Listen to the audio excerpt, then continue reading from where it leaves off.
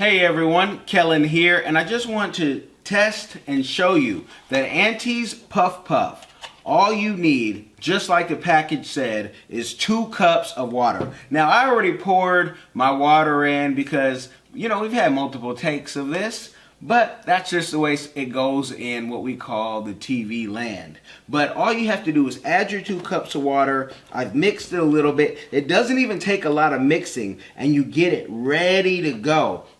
Then you want to cover this for about 45 to 90 minutes. You can do longer if you want. Now, if you do too much and you start seeing it overflow, you've let it sit for a day or so. But Aunties Puff Puff, the ingredients is how beignet is supposed to taste.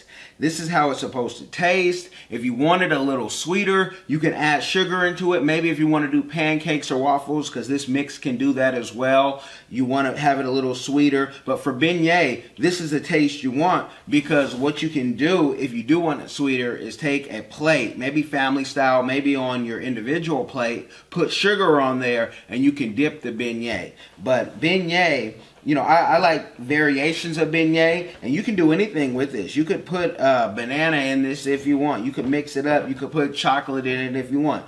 The possibilities are endless, but you don't have to do it from scratch anymore because you have Aunties Puff Puff mix that you can get on Amazon, and it's just really simple to get. I have a couple of these in the pantry, and when I'm not really thinking through the day, because I like to bake, I can say, whoa, let me just open this Aunties Puff Puff, boom, make this mix, let it sit while I'm doing something else, trying to knock out some work, maybe for diversified game, I don't know, but maybe it's for some daddy business, but you're done, and there you go. So you got it, Aunties Puff Puff mix, go make sure you get yourself a couple bags.